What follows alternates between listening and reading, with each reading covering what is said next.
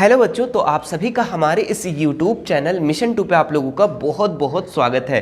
तो बच्चों, आज हम क्लास 10th का विज्ञान का 40 वेरी इंपॉर्टेंट ऑब्जेक्टिव क्वेश्चन को करवाने वाले हैं, जो आपके 2024 एग्जाम के लिए बहुत ही ज़्यादा इंपॉर्टेंट है।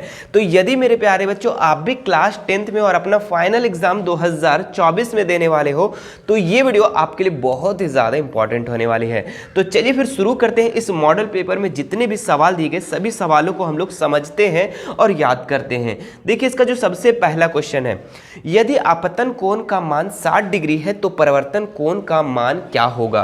ठीक है, तो आपतन कोण का मान अगर 60 डिग्री है बच्चों, तो परिवर्तन कोण का भी मान जो होगा वो 60 डिग्री होगा। चूंकि आपको पता होना चाहिए कि आपतन कोण और परिवर्तन कोण का जो मान होता है वो दोनों इक्वल होता है, बराबर होता है। तो इसका right answer option number C हो जाएगा। ठीक है, और अधिक समझने के लिए आप समझेंगे बच्चों कि मान लो कि एक इस तरीके से दर्पण है, ठीक है, और इधर से कोई आपतित किरण आ रहा है। ठीक है, इधर से क्या आ रहा है, ये आपतित किरण आ रहा है, और यहाँ किरण आकर के यहाँ पे टकरा करके इधर से चला जा रहा है। तो ये क्या हो गया, आपतित किरण और परिवर्तित किरण। बीच में होता है बच्चों अभिलंब। क्या होता है, बीच में अभिलंब होता है, और यहाँ से यहाँ जो कोण बनता है इसको आपतित किरण कहते हैं, जिसको आई से डिनोट करते हैं, और यहाँ से यहाँ जो होता है इसको परिवर्तित किरण कहते हैं, जिसको आ से डिनोट करते हैं। और आपको याद रखना है कि I is equal to R होता है, मतलब कि आपतन कोण और परिवर्तन कोण सदैव बराबर होते हैं। तो आपतन कोण अगर 60 डिग्री है तो परिवर्तन कोण भी कितना होगा, 60 डिग्री होगा। ऑप्शन नंबर सी इसका बिल्कुल राइट हो जाएगा। ठीक है, चलिए आगे बढ़ते हैं दूसरे नंबर सवाल पे। सारे सवालों को हम कोशिश करेंगे बच्चों आप लोगों को समझाने के लिए, तो आप लोग समझ कर अच्छे से याद करना। ठीक है, क्या लिखा हुआ, मुख्य अक्ष के समांतर, क्या लिखा हुआ है, मुख्य अक्ष के समांतर आने वाली किरणें दर्पण के से परावर्तन के बाद जिस बिंदु पर मिलती है उस बिंदु को क्या कहते हैं। ठीक है, तो मान लो कि एक कोई भी दर्पण हम ले लेते हैं, मान लो कि ये इस तरीके से आपका अवतल दर्पण है। ठीक है, और इससे कोई समांतर किरणें मान लो इस तरीके से आ रही है, मान लो यहाँ से कोई किरण आ रही है, और ये किरण जब जाती है बच्चों तो ये परिवर्तन हो जाती है, और परिवर्तन होने के बाद इस तरीके से इस किरण में चली जाती है। ठीक है, और बीच में होता है आपका, क्या होता है, बीच में मुख्य अक्ष। क्या होता है बीच में, हम इसको अलग से डिनोट करते हैं, ये क्या होता है, मुख्य अक्ष। और ये मुख्य अक्ष जो है होते हुए जाती है। मान लो कि इधर से एक कोई किरण आया और ये इस तरीके से चला जाए, तो जिस बिंदु पर मिलती है ना बच्चों, उसको हम लोग कहते हैं फोकस दूरी। ठीक है, क्या कहते हैं, फोकस कहते हैं। ऑप्शन नंबर ए इसका बिल्कुल राइट हो जाएगा। क्लियर है, चलिए आगे बढ़ते हैं नेक्स्ट सवाल में। क्या लिखा हुआ, यदि वक्रता त्रिज्या का मान 54 सेंटीमीटर है तो फोकस दूरी क्या होगी। ठीक है, बहुत ही अच्छा सवाल है। आपको बस एक फॉर्मूला याद रखना होगा कि F बराबर क्या होता है, R/2, है ना। जो F होता है फोकस दूरी होता है, R लिख दिए नीचे, R/2। ठीक है, जो F होता है फोकस दूरी होता है वो वक्रता त्रिज्या का आधा होता है। ठीक है, तो हम लोग को क्या पूछ रहा है, फोकस दूरी, है ना। वक्रता त्रिज्या कितना दिया हुआ, 54, कितना दिया हुआ, 54, और बटा 2 कर दो तो काट देंगे तो कितना हो जाएगा, 27। तो 27 सेंटीमीटर इसका राइट आंसर हो जाएगा। तो आपको क्या याद रखना है, फॉर्मूला याद है तो आसानी से बन जाएगा, है ना। चलिए आगे बढ़ते हैं नेक्स्ट सवाल में। क्या लिखा हुआ है, अवतल दर्पण के सामने किसी वस्तु को कहाँ पर रखा गया है जिससे उसके समान आकार का उल्टा प्रतिबिंब बनेगा। ठीक है, तो अवतल दर्पण के सामने किसी वस्तु को कहाँ पर रखा जाए, ठीक है, जिससे उसके आकार जो है समान होगा और उल्टा प्रतिबिंब बनेगा। ठीक है, तो उसको हम लोग रखेंगे बच्चों वक्रता केंद्र पर। कहाँ पे रखेंगे, वक्रता केंद्र पर। ऑप्शन नंबर सी का राइट हो जाएगा। ठीक है, चलिए बढ़ते हैं नेक्स्ट सवाल में। क्या लिखा हुआ, अवतल दर्पण का उपयोग निम्नलिखित में से किस वस्तु में किया जाता है। ठीक है, तो गाड़ी के साइड मिरर में, नहीं सर ये तो गलत हो गया। क्यों, क्योंकि गाड़ी के साइड मिरर में उत्तल दर्पण का प्रयोग होता है। गाड़ी के हेडलाइट में, बिल्कुल सही उत्तर है। ठीक है, गाड़ी के जो हेडलाइट होता है बच्चों, जहां लाइट जलता है वहां पे अवतल दर्पण का प्रयोग किया जाता है। ठीक है, ऑप्शन नंबर 20 का बिल्कुल राइट हो जाएगा। आगे देखते हैं नेक्स्ट सवाल। यहाँ पे प्रकाश की किरणें एक माध्यम से दूसरे माध्यम से जाने पर अपने मुख्य पथ से विचलित हो जाना कौन सा घटना है। ठीक है, तो मान लो बच्चों, ठीक है, क्योंकि प्रकाश की किरण इस तरीके से हवा में आ रहा है। ठीक है, मान लो यहाँ पे हवा है, ठीक है, और ये हवा में यहाँ पे प्रकाश की किरण आ रहा है। मान लो कि ये जल है, ठीक है, ये क्या है, पानी है। ठीक है, और पानी जब यहाँ है बच्चों, ठीक है, तो प्रकाश इस तरीके से आता है तो यहाँ से थोड़ा सा मुड़ जाता है। ठीक है, ये जो प्रकाश है ना, सीधा आते हुए भी क्या होता है, ये थोड़ा सा मुड़ जाता है, मतलब कि अपने पथ से, अपने रास्ते से विचलित हो जाता है, और इसको हम लोग कहते हैं प्रकाश का अपवर्तन। क्या कहते हैं इसको, प्रकाश का अपवर्तन। ठीक है, आप लोग डेली लाइफ में भी देखे होंगे कि आप लोग अगर टॉर्च वगैरह जलाते होंगे पानी में तो कैसा नजर आता होगा, नीचे के बाद टेढ़ा नजर आता होगा, है ना। तो ये अपने पथ से जो विचलित हो जाता है इसको हम लोग प्रकाश का क्या कहते हैं, अपवर्तन। ऑप्शन नंबर 20 का बिल्कुल राइट हो जाएगा। आगे देखिए नेक्स्ट सवाल, निम्नलिखित में से किस पदार्थ में प्रकाश की चाल सबसे अधिक होती है। ठीक है, तो बर्फ, केरोसिन, वायु, हीरा। ठीक है, तो जो प्रकाश का जो चाल होता है ना सबसे ज्यादा सबसे अधिक जो होता है वो वायु में होता है। किस में होता है मेरे प्यारे बच्चों, तो वायु में होता है। जिसका अपवर्तनांक सबसे कम होगा उसमें प्रकाश की चाल अधिक होगी। तो वायु का अपवर्तनांक जो है ये कम है, इसीलिए इसका प्रकाश चाल ज्यादा है। और हीरा का, इसमें से अगर देखें ना हीरा का अपवर्तनांक बहुत ज्यादा है, तो इसमें प्रकाश की चाल जो होगा वो एकदम मंद होगा, धीरे धीरे होगा, है ना। चलिए आगे बढ़ते हैं नेक्स्ट सवाल में। वीडियो अच्छा लग रहा है बच्चों तो हमारे वीडियो को इस लाइक करेंगे और एक प्यारा सा नीचे कमेंट कर देना, सर मजा आ रहा है ना। चलिए आगे देखते हैं, उत्तल लेंस के सामने किस स्थान पर वस्तु को रखने पर उसका सीधा आवर्धित प्रतिबिंब बनता है। ठीक है, तो उत्तल लेंस। ठीक है, तो सबसे पहले हम लोग उत्तल लेंस को बना लेते हैं। ये उत्तल लेंस हो गया, तो हम लोग किस जगह पे इसको रखेंगे कि सीधा और आवर्धित प्रतिबिंब बनेगा। तो इसको हम लोग रखेंगे बच्चों प्रकाशिक केंद्र और फोकस के बीच में। ठीक है, प्रकाशिक केंद्र जैसे देखिए इस तरीके से एक मुख्य अक्ष होता है, यहाँ पे आपका होता है F1 और यहाँ होता है F2। ठीक है, जिसको हम लोग यहाँ पे क्या कहते हैं, इसको प्रकाशिक केंद्र और फोकस के बीच की दूरी। अगर हम यहाँ पे रखते हैं बच्चों तो इसका जो बनेगा तो वो सीधा और आवर्धित बनेगा। ठीक है, अगर हम यहाँ पे रखते हैं तो कहाँ पे हो जाएगा, option number B, option number 8 का बी हो जाएगा बिल्कुल राइट। ठीक है, आगे देखते हैं नेक्स्ट सवाल, लेंस की क्षमता का मात्रक क्या है। अरे लेंस की क्षमता के मात्रक आपको हम बहुत बार बता चुके हैं। तो लेंस की जो क्षमता का मात्रक है ना वो आपका डायोप्टर है। ठीक है, जब भी आप डॉक्टर के पास जाते हो, किसी का आँख कमजोर है या फिर दूर का नहीं दिखाई देता है या सामने का नहीं दिखाई देता है, तो उसका जो पावर देता है वो जब भी देता है तो मान लो कि माइनस में, तो -1.5 और बी लास्ट में लिख देता है डी। क्या लिख देता है, डी। इसका मतलब कि लेंस का जो क्षमता का जो मात्रक है वो क्या है, डायोप्टर। ऑप्शन नंबर 6 का बिल्कुल राइट हो जाएगा। ठीक है, ये जो अभी हम बता रहे हैं बच्चों आप लोग को, जो भी तैयारी करवा रहे हैं हम 2024 के लिए तैयारी करवा रहे हैं। कितने के लिए, 2024 फाइनल एग्जाम की तैयारी करवा रहे हैं, जिसमें से आप लोग को बहुत सारे मॉडल पेपर करवाए जा रहे हैं। ठीक है, आपका 2 मॉडल पेपर इससे पहले हो चुका है। ठीक है, सेट 1 और सेट 2 हो चुका है। यदि आप उसे नहीं देखे हैं तो इस वीडियो को देख लेने के बाद आप सेट और सेट 2 को जरूर से जरूर देख लेना। आज जो हम करवा रहे हैं आपको सेट 3 करवा रहे हैं। ठीक है, आपका प्रैक्टिस जब तक अच्छा नहीं होगा तब तक आपका एग्जाम अच्छा नहीं जाएगा। तो प्रैक्टिस एकदम करते जाना है। जब भी वीडियो अपलोड होता है मिशन 2 चैनल पे तो आपको देखते चले जाना है। ठीक है, पूरा समझ में आ जाएगा, कोई टेंशन वाली बात नहीं है। आगे देखते हैं 10 नंबर सवाल, 10 सेंटीमीटर ऊंचा एक वस्तु किसी लेंस के सामने रखा गया तो उससे वह 3 गुना प्रतिबिंब बड़ा प्रतिबिंब बना लेता है। ठीक है, बना उस लेंस का द्वारा आवर्धन क्या होगा। तो आवर्धन का ही मतलब होता है कि बच्चों कि वस्तु का जितना प्रतिबिंब जितना गुना बड़ा होता है या छोटा होता है उसी को हम लोग आवर्धन कहते हैं। तो सिंपल सी यहाँ पे 3 गुना बोल रहा है, तो इसका राइट आंसर, इसका आवर्धन कितना हो जाएगा, 3 हो जाएगा, है ना। चलिए ऑप्शन नंबर 20 का राइट हो जाएगा। आगे देखते हैं हम लोग, नेत्र के किस भाग पर प्रतिबिंब का निर्माण होता है। मतलब कि नेत्र, आंख में, आपके आंख में या हमारे आंख में जिस भाग पर प्रतिबिंब बनता है, फिगर बनता है, इमेज बनता है, उसको हम लोग क्या कहते हैं, तो उसको हम लोग दृष्टिपटल कहते हैं। क्या कहते हैं मेरे प्यारे बच्चों, तो दृष्टिपटल कहते हैं। इसको हम लोग रेटिना के नाम से भी जानते हैं, आप याद रखेंगे। आगे देखिए नेक्स्ट सवाल, बहुत ही अच्छा सवाल है, निकट दृष्टि दोष को किस लेंस द्वारा दूर किया जा सकता है। तो निकट दृष्टि दोष को बच्चों, निकट दृष्टि दोष जो होता है जिसमें से दूर की वस्तुएं साफ नहीं दिखाई देती है, उसमें अवतल लेंस का प्रयोग किया जाता है। ठीक है, किसका प्रयोग किया जाता है, अवतल लेंस का। निकट दृष्टि दोष में आपका दूर की वस्तु नहीं दिखाई देता है और दूर दृष्टि दोष में निकट की वस्तुएं साफ नहीं दिखाई देता है। ठीक है, थोड़ा सा उल्टा होता है, इस चीज को आप याद रखेंगे। ठीक है, तो निकट दृष्टि दोष में किस लेंस का प्रयोग किया जाता है, तो अवतल लेंस का। जो हमने चश्मा लगाया बच्चों वो अवतल लेंस है। ठीक है, हमें दूर की वस्तुएं साफ नहीं दिखाई देती है। ठीक है, आगे देखते हैं नेक्स्ट सवाल, सामान्य नेत्र का दूर बिंदु क्या है। तो सामान्य नेत्र जिसका एक अच्छा आंख है, स्वस्थ आंख है, ठीक है, तो उसका दूर बिंदु क्या है, तो अनंत। क्या है, अनंत है, वो कितनी ही दूरी तक आपका देख सकता है। लेकिन अगर निकट बिंदु कहा बच्चों, ये तो दूर बिंदु है अनंत, लेकिन निकट बिंदु कहे तो आप 0 मत मार के आ जाना। ठीक है, निकट बिंदु कहेगा तो आप 25 सेंटीमीटर मारना। कितना मारना, 25 सेंटीमीटर। और दूर बिंदु कहा तो अनंत। ठीक है, चलिए आगे देखते हैं नेक्स्ट सवाल, दिए गए किस जैव प्रक्रम से हमें ऊर्जा मिलती है। तो दिए गए किस जैव प्रक्रम से हमें ऊर्जा मिलती है, तो श्वसन लेने से बच्चों हम लोग को ऊर्जा मिलती है। ठीक है, एनर्जी मिलती है। ऑप्शन नंबर ए इसका बिल्कुल राइट हो जाएगा, है ना। आगे देखिए नेक्स्ट सवाल, चिप्स के पैकेट में विकृत गंधिता से बचने के लिए कौन सी गैस डाली जाती है? तो चिप्स का पैकेट जो आप कुरकुरे खाते हो बच्चों, ठीक है, लेज हो गया, कुरकुरे हो गया, है ना, बहुत सारा है ना, तो उसमें विकृत गंधिता मतलब उसको खराब होने से बचाने के लिए उसमें गैस भरा होता है, जो कि आप देखे होंगे बहुत सारा कुरकुरे फूला हुआ होता है, लेकिन आप लोग क्या सोचते होंगे कि सर बच्चा को ठकने के लिए होता है, ऐसा नहीं, उसमें गैस भरा होता है कि ताकि अंदर की रखी वस्तुएं खराब ना हो, है ना।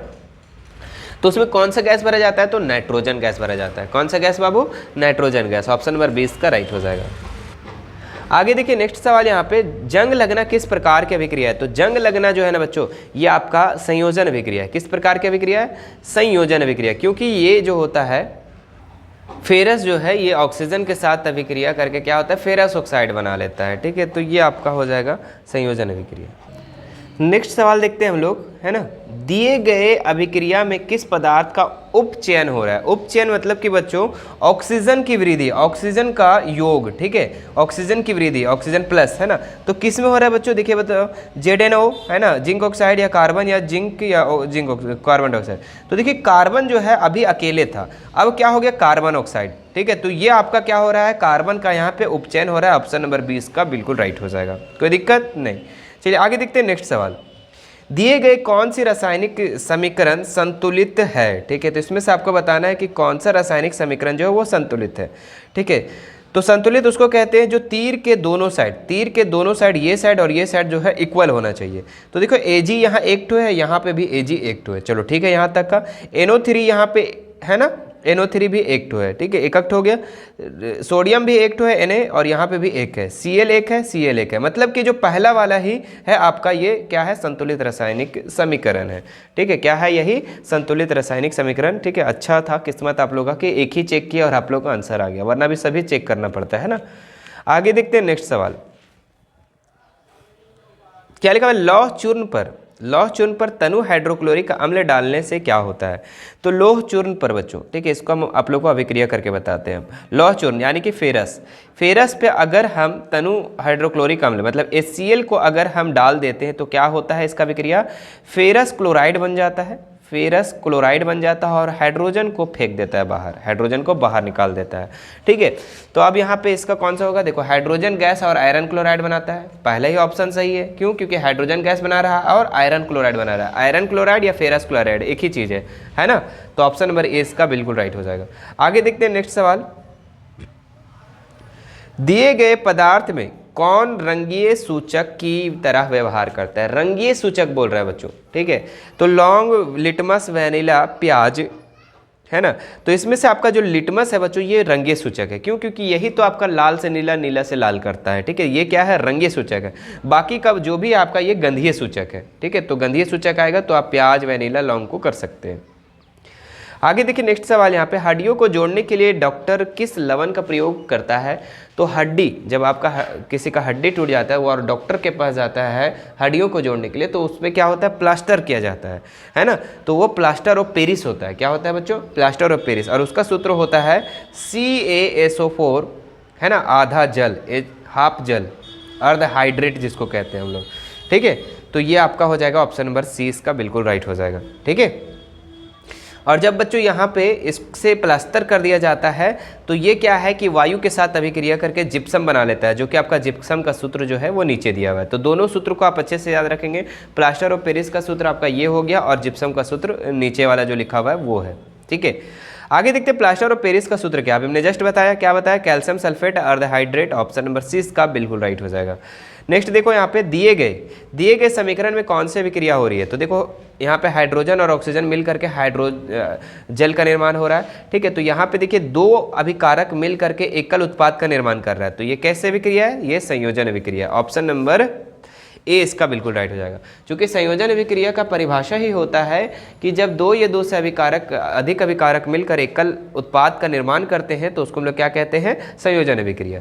आगे देखते हैं नेक्स्ट सवाल, खट्टे फल में कौन सा अम्ल पाया जाता है? तो खट्टे अम्ल में जो है बच्चों, खट्टे अम्ल में जो है ये सिट्रिक अम्ल पाया जाता है, जैसे कि आपका हो जाएगा खट्टे फल में आपका नींबू हो गया, संतरा हो गया, ये सब में सिट्रिक अम्ल पाया जाता है, ठीक है, याद रखेंगे।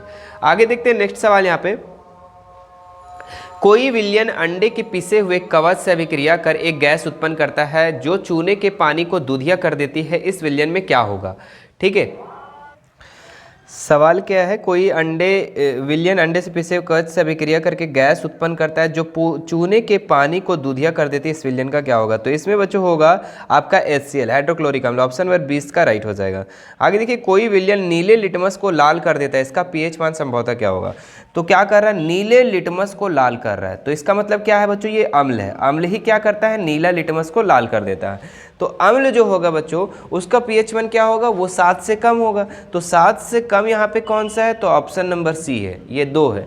2 जो है ये 7 से कम है और ये अम्ल है, और ये अम्ल क्या करता है, नीले लिटमस को लाल कर देता है। क्लियर है? आगे देखते हैं नेक्स्ट सवाल यहाँ पे, अमीबा अपने किस अंग में भोजन का पाचन करता है? ठीक है, तो अमीबा जो है अपने किस अंग से भोजन का पाचन करता है? तो वो जो करता है बच्चों आप लोगों का खाद्य रिक्तिका में। कहाँ करता है, खाद्य रिक्तिका में। ऑप्शन नंबर डी इसका बिल्कुल राइट हो जाएगा। ठीक है, और वही चीज़ अगर सवाल पूछता है कि अमीबा अपना भोजन किससे करता है, तो वो कूडपाद से करता है, लेकिन यहाँ पे पाचन बोल रहा है इसलिए ये खाद्य रिक्तिका हो जाएगा। आगे देखते हैं नेक्स्ट सवाल यहाँ पे, पाचन प्रक्रिया में आमाशय में कौन सी प्रोटीन का पाचन करता है? तो वो पित्त। ठीक है, क्या हो जाएगा, पित्त। ऑप्शन नंबर डी इसका राइट हो जाएगा। चलिए आगे देखते हैं हम लोग, निम्नलिखित में से किस जीव में प्राणी संभोजी पोषण होता है? तो प्राणी जो संभोजी पोषण होता है बच्चों, वो अमीबा में होता है। किस में होता है, अमीबा में। क्योंकि अमीबा जो होता है बच्चों, इसका कोई आकार नहीं होता है, किसी भी आकार का होता है। ठीक है, वो कोई भी चीज़ को अपने अंदर कूटपाद के द्वारा उसे खा लेता है। ठीक है, इसीलिए ये प्राणी संभोजी पोषण है। ठीक है, मानव हृदय में कितने कोष्ठक होते हैं बच्चों? तो मानव हृदय में 4 कोष्ठक होता है। कितना कोष्ठक होता है, 4 कोष्ठक। कौन कौन सा होता है? तो दायां निलय, बायां निलय। ठीक है, दायां निलय, बायां निलय और दायां आलिंद और बायां आलिंद, 4 होता है। ऑप्शन नंबर डी इसका राइट हो जाएगा। निम्नलिखित में कौन भोजन का माध्यम को क्षारीय करता है? ठीक है, तो कौन जो है बच्चों ये भोजन के माध्यम को क्षारीय बना देता है? तो वो पित्त। पित्त जो है बच्चों ये भोजन के माध्यम को क्षारीय बना देता है। अम्लीय से किस में चेंज कर देता है, क्षारीय में चेंज कर देता है। आगे देखिए, उत्सर्जन तंत्र की क्रियात्मक इकाई क्या है? तो उत्सर्जन तंत्र का क्रियात्मक इकाई, सबसे छोटी इकाई जो है वो वृक्काणु है। इसको हम लोग नेफ्रॉन भी कहते हैं। ठीक है, ऑप्शन नंबर सी इसका राइट हो जाएगा।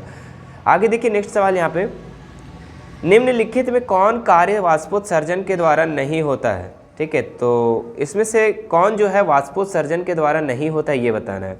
तो जल के अवशोषण एवं जड़ से पत्तियों तक जल एवं खनिज लवण का संवहन ऊपरी मुखी में गति का सहायक नहीं, ये तो होता है वाष्पोत्सर्जन में।